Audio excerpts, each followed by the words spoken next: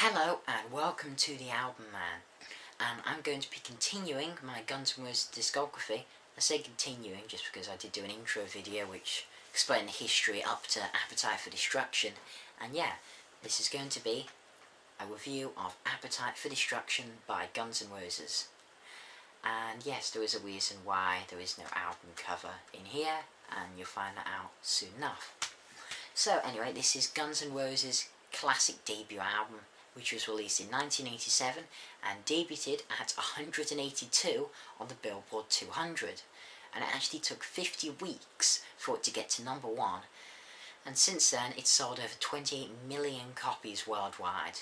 I mean, the lineup, this was the classic Guns N' Roses lineup: Axl Rose on vocals, Slash on lead guitar, Izzy Stradlin on rhythm guitar, Duff McKagan on bass, and Steven Adler on drums. So first let's just start off about talking about the album cover. So this is the album cover, and yeah, you know, this is certainly not the iconic one with the classic cross with the skulls of the band members. No, this is the original album cover, which you might not know, and this is based on the it's based on the Robert Williams painting Appetite for Destruction, which depicted a robot rapist, which is seen here, about to be punished by a metal avenger. And many retailers refused to stock the album with this album cover, so it was replaced to the one that, you know, we all know and love. And yeah, when this was originally released, on the vinyl version, it had two sides, of course, of 6 songs, and they were not conventionally labelled A and B like most vinyls. They were actually labelled G for Guns, and all the songs on this side dealt with drugs and the hard life in the city, and the other side was labelled R for Roses, and this song dealt with songs about love, sex and relationships. So now let's start, of course, with the G side, and I'll just tell you the track listing of the whole album. So, Welcome to the Jungle, It's So Easy, Night Train, Out to Get Me, Mr. Brownstone, Paradise City, My Michelle, Think About You, Sweet Child of Mine, You're Crazy, Anything Goes, and Rocket Queen. So this album starts off with the classic hard rock song Welcome to the Jungle, which has been voted the greatest rock song of all time by, I think it was like VH1 or MTV, or one of those channels no one watches anymore, certainly. It was the band's second single, released on the 3rd of October 1987, and I mean, I doubt anyone won't know the song, but you know, it starts off that classic intro riff by Slash for Axl's vocals come in, and it certainly, you know, this is the start of the album. It certainly shows his unique vocal style off to its, you know, full potential, and it also demonstrates Slash as a legendary guitarist. I mean, it's such a magnificent opening song, and it really does set the tone for this album. It was the first song that was actually co-written by Slash and Axl Rose. Axl wrote the words while visiting his longtime friend Tori in Kingston, which is in Washington, a town, Kingston, Washington, yeah, a town outside of Seattle, apparently. I'm not quite sure on the geography of that, but yeah. It's a big city, but at the same time it's a small city compared to LA, which is, you know, where they were, and the things you're gonna learn. It seemed a lot more war up there, and Axl's quoted as saying he wrote, you know, just how it looked to him, and if someone comes to a town and they want to find something, that they can find whatever they want, or come to that town. Izzy is also quoted as saying the song is about Hollywood streets. Slash describes that as the band was trying to write new material, Axl remembered a riff that Slash had played while he was living in the basement of Slash's mother's house. And Slash played that riff, and the rest of the band very quickly laid down the foundations. And Slash also credits Duff McKagan for coming up with the breakdown. According to Slash, the song was written in about 3 hours. So yeah, you know, it didn't take them that long to write such a classic song, and was one of the first Guns N' Roses tracks. So then we get to It's So Easy, which was actually the first single of the album, and it was released on June 15th, 1987, and Axl shows a different style of vocals to a lot of the other stuff. It's a lot deeper compared to his usual high-pitched ones. This song certainly seems to capture a certain hostility with a great chorus. Again, another classic Gun song. It was originally written by bassist Duff McKagan and his mate West Arkin about what they and the rest of the band were going through, and just how they didn't have a lot of money but had a lot of hangers-on and gals they could live off of, and found life just generally too easy. Hence the chorus, it's so easy. So then we get to the third track, Night Train. This is the 5th single from the album and got to 93 on the Billboard 100 or whatever. This classic drinking song with lyrics fueled by alcohol is certainly the definition of hard rock. With a great chorus, wonderful passionate solos, with a solid riff driving the song all the way through. This is actually Slash's favourite Guns N' Roses song to play for a reason. And the original idea of it was by Slash and Izzy, who wrote the main riff while sitting on the band's practice room. The next day, though, Slash was ill, so Izzy and Duff finished it, but they had no lyrics for it. So the song remained unfinished until the band was walking down Palm Avenue, sharing a bottle of Night Train, which was an alcoholic drink then. I don't know if it's still going, actually. And then some weirdo effectively just yelled, "I'm on a night train," and the whole band joined in with Axl improvising lines in between. And after this inspiration, the song was finished in a day. Yeah, it was, very typical Guns N' Roses, really. Then we get to Out to Get Me, which starts off with a great riff as standard and usual on this album. I wouldn't expect anything less. And in my opinion, it certainly sums up a lot of their antics and many run-ins in the law, especially Axl, who seemed throughout his life to have been running from the police, from when he was young, growing up in Indiana, to join the Use Your Illusion tours when he caused riots, the famous Louisiana riots, which we'll cover in the Use Your Illusion part of this. Then we get to Mr. Brownstone, which starts with such a great drum beat, which sounds almost jungly to me. It's another song where Axl changes his vocal style to the deeper sound. Again, the guitar work's wonderful, and it's great all round by the band. It was written by Izzy and Slash in Izzy's girlfriend's apartment while they were complaining to each other about being heroin addicts, and they started improvising lyrics and music. And especially as Brownstone is a term for heroin, it's a slang term for it. So, Mr. Brownstone, it's effectively just about heroin, and if you look at the lyrics, it is, very, very much about heroin addicts. Then we get to the, 6th song on the album, halfway through, which is Paradise City. This song was the 4th single from the album and was released on November 30th, 1988. It starts off like a ballad with a clean, iconic intro from Slash, and the guitar playing on this song, it's simply spellbinding. It sounds like such a beautiful song at first, before turning darker and heavier with an almost sort of grungy driving riff. The chorus though, it's lighter and it's so catchy, really is. It's one of the most famous and finest songs. If you don't know it, then you must have been living under a rock for the past 25 years.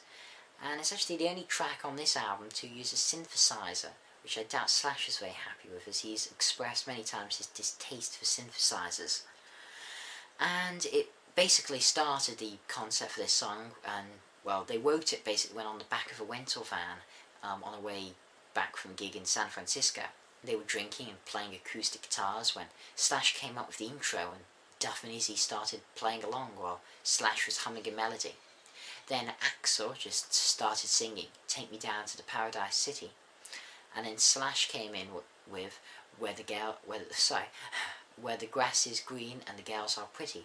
Axl then sang the first line again, and this time Slash came in with, this is a line that was not included in the song, where the girls are fat and they've got big titties. And Axl finished with, the classic "Take Me Home." And Slash actually genuinely wanted the second of his lines to be included in the song, but the rest of the band disagreed and went for the first one. They expanded on the lyrics, and of course Slash finished up the heavy classic riff that drives the song along. Okay, then we get to the first of the Roses side, and this is My Michelle. It starts slowly and gently before going into Yet again, another classic riff and beat. Axl almost seems to shout the lyrics, as this song is meant to have a brutal honesty to it, and it works. It's actually about a friend to the band called Michelle Young, and one day Axl and her were in the car when Your Song by Elton John came on. If you don't know that, well, that's pretty pathetic. And this Michelle person said that she had always wanted someone to write a song about her, so Axl decided he would, and his first attempt was a sweet romantic song that had nothing to do with the harsh, cold reality of Michelle's life. He was unhappy with this romantic version and just thought, it didn't really sum up and didn't have much to do with her, and decided to rewrite it and be completely honest. And several band members were actually concerned about the brutally honest version, that it might offend Michelle. So Axl decides to, pluck up the courage to show it to Michelle, and she actually really liked it, and the attention it brought her. She especially liked his honesty. It mentions her drug addiction, her mother's death, and the fact that her dad worked in the pornographic industry. It's a brutally honest song, and I'm certainly pleased I went with the honest version. It's a classic song, and yeah, it's great. Then we get to Think About You, which is a fast, hard rock song that certainly drives an almost bluesy feel, like the type of sound that Motorhead have where it's bluesy, but this song isn't like Motorhead and I wouldn't compare it to them. It has a slightly slower chorus, but it's so catchy. Written by Izzy. Izzy does certainly have a very distinctive bluesy style, which you see a lot more of on Use Your Illusions. Then we get to the most famous song on the album, I'd say, which was the third single, and the only #1 they got. It's widely considered Guns N' Roses' best song, but in my opinion it's not. I think November Rain is. It's certainly, I'd say the second best song. It's certainly the most famous, as I said before. And, who doesn't know and love this song? From Slash's iconic intro, through the wonderful melody, with beautifully sang lyrics over the top, and of course so catchy and well known that even a remote Amazonian tribe would know the words to it. And then finishes off with one of the finest guitar solos of all time. Finishes in such a huge crescendo. I don't think it's Slash's best. I think, November Rain is. I'm a huge November Rain fan. But yeah, this is certainly some of his best. And it is one of the all-time great ballads and rock songs. It truly is just the epitome of rock. It demonstrates all the necessary qualities, a legendary and iconic riff, and, solos and great chorus. But this riff was actually written by Slash as a joke in rehearsal. Quite amusingly. And he hated the song and hated playing it, especially because when he was drunk and on drugs, he found the riff actually really fiddly to play. The lyrics are, which he put to it as he heard them playing downstairs in their house. He just had some lyrics about his girlfriend, Erin Everly, and put it to the music, and Sweet Child of Mine was born. Then we get to You're Crazy, which is #10 on the album. Not many songs can top Sweet Child of Mine, and this doesn't. But it doesn't stop it from being a brilliant song and a typical example of Guns N' Roses style. There truly isn't a bad song on this album. It really is so consistent. Now we get to Anything Goes, which is actually the earliest song, and was originally written in 1981 with Hollywood Rose. It may start with the sound of, which sounds to me like a squeaky door, but it's another typical hard Guns N' Roses song. It's so great. And then I think the hidden gem and more unknown song on the album, let me rephrase that, it's not unknown, but in comparison to songs like Welcome to the Jungle and Sweet Child of Mine it is. And that is Rocket Queen.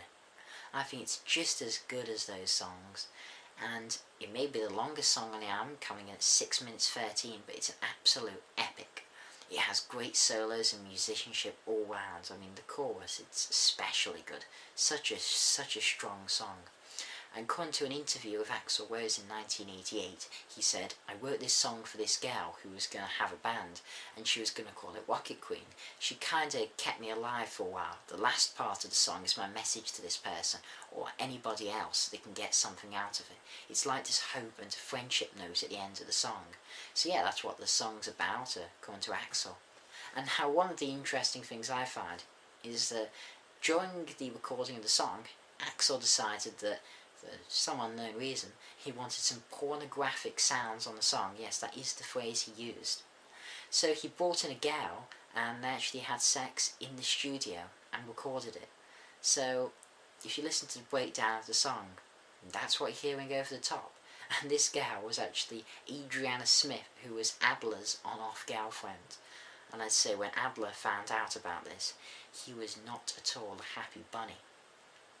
But in conclusion, I think that Appetite for Destruction, as I said in my top 50 albums of all time, 10 to 1, yeah, it's my joint favourite album of all time. It is one of the greatest albums of all time. It captures a sound that, in my opinion, no other album does. It's unique, and I think it is the gem in Guns N' Roses' catalogue.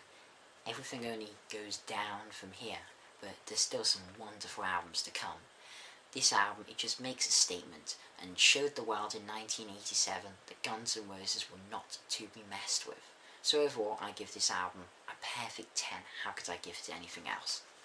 So this has been the Album Man. Hope you enjoyed the beginning of my Guns N' Roses discography, and hope you found it informative, as I tried to add information that people who knew the album well would still find interesting about the history of the songs. So yeah, perfect album.